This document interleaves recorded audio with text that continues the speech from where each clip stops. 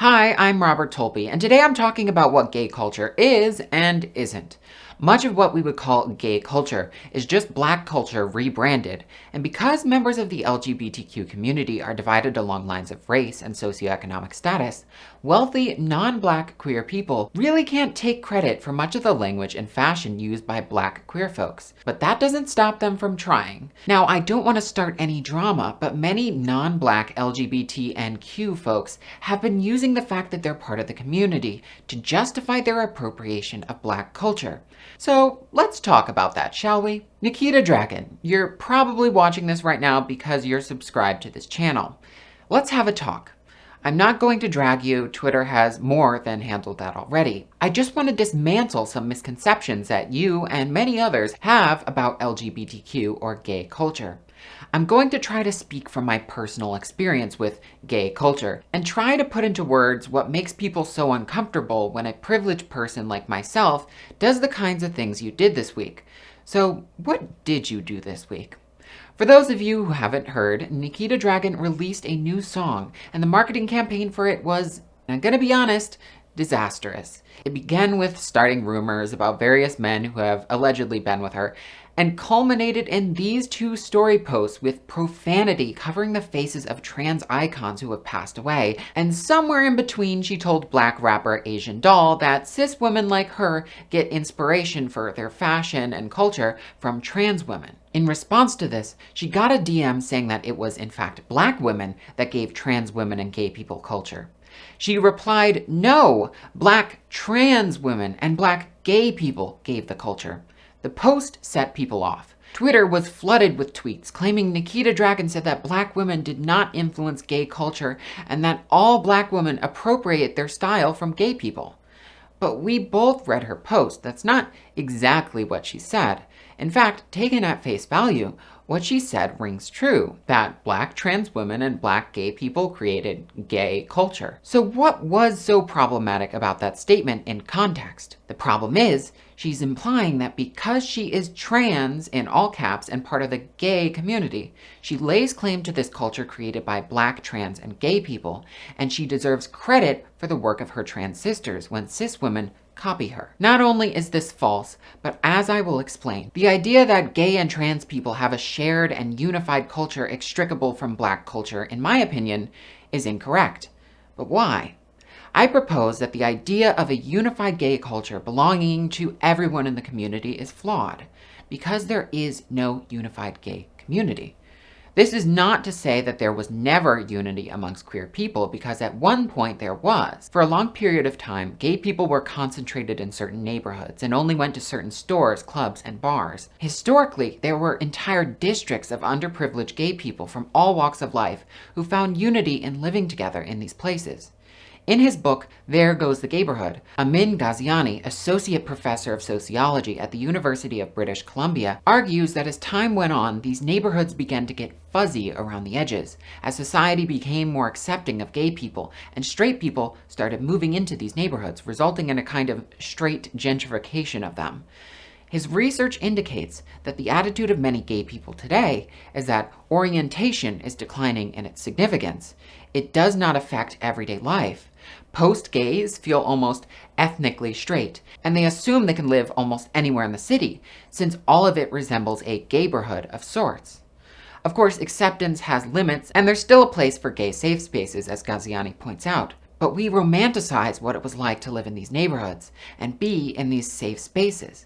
For example, the famous Stonewall Inn that we hear of as this iconic place, the pinnacle of gay safe spaces, used to be a very sleazy joint. These days, it's a cute tourist attraction, but back in the 1960s, it was literally owned by the mafia.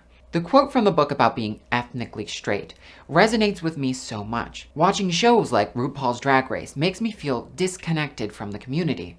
I feel like they're for an older demographic, a demographic who knows RuPaul from her work in the early 90s. Seeing what RuPaul was doing back then helps me understand why older queer people seem to share something that I don't have. There was this video from 1992 that popped up in my YouTube recommendations a while ago, where RuPaul was on the streets of a meat market district in Manhattan's Lower West Side. This was where she and other queer people lived, and the streets at night were incredibly dangerous. Women who self-identified as transvestites walked the streets, working in one of the oldest professions, if you know what I mean. Watching that video is so disturbing because underlying the goofy comments is this feeling of despair. Hearing the stories of these women made me upset, especially when I heard this woman's story. When you were a little girl, what did you want to be when you grew up? A nurse. And now I'm a hooker. These women were up against the AIDS epidemic and violence, and this was the only work they could get. Queer people who are a part of Generation X and older lived through this time of hardship. They didn't just watch videos of it on YouTube. They knew people like the women in this video. But someone like me, who was raised in the suburbs by progressive parents in a state that recognized gay marriage when I was 8 years old, doesn't remember any of this. I can't claim the struggles of queer people back then as my own struggles.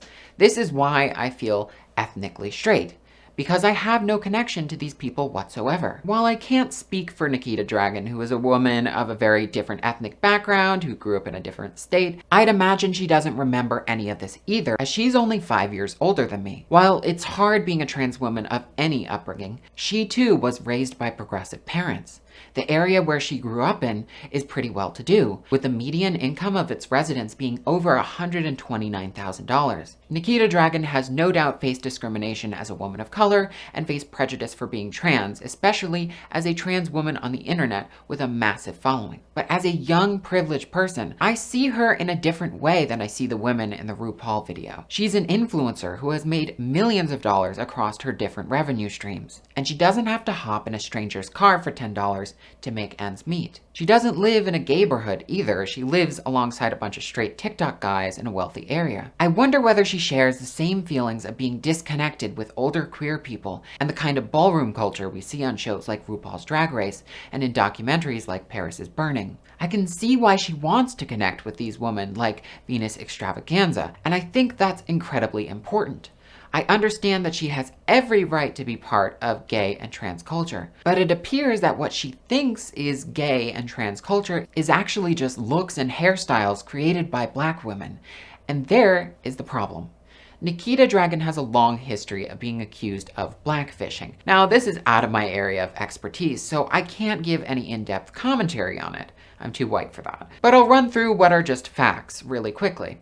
She tans her skin to a very dark shade, she has worn box braids, and commentators have said that through her plastic surgery, she is trying to attain an ethnically ambiguous look. The music she dances to on TikTok is predominantly Black music, and many Twitter users have said that she uses AAVE in a way that is incorrect. In response to all these accusations and jokes that she looks like a different race every day, instead of maybe not doing the things that people find disrespectful, she tweeted, "What race is Nikita going to be today?" which people on Twitter did not find amusing. Why would she do all this? Is Nikita some kind of monster?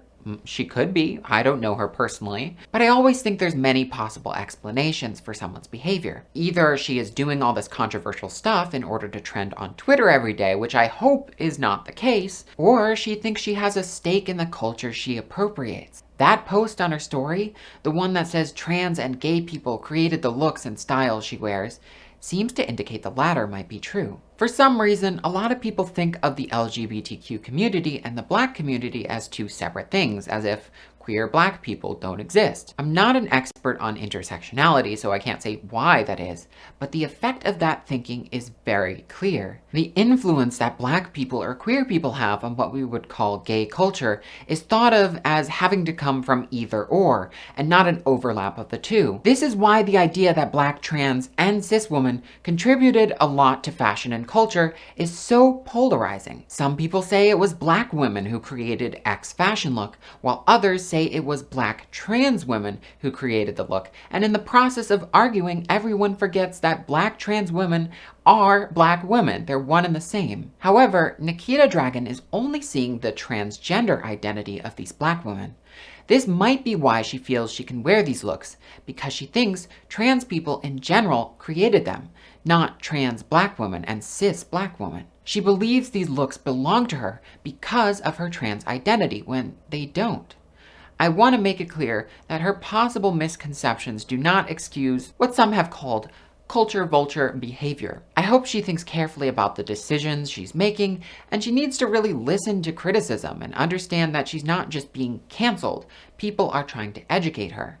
Nikita, if you're watching, a lot of people are really upset that you haven't addressed any of this properly. I think doing that at some point, when you're ready, wouldn't mean that you're automatically forgiven by those who criticize you, but it could indicate to them that you've grown as a person, especially if you change your behavior. Anyways, I'm Robert Tolpe, and if you like this video, don't forget to like, comment, share, and subscribe, and maybe even check out my Patreon if you'd like to support the channel, and also check out some of the Black creators I've linked below. They've made more in-depth videos expressing their informed views on subjects in this video that I can only interact on a surface level. Thank you for watching, and I hope you have a great week.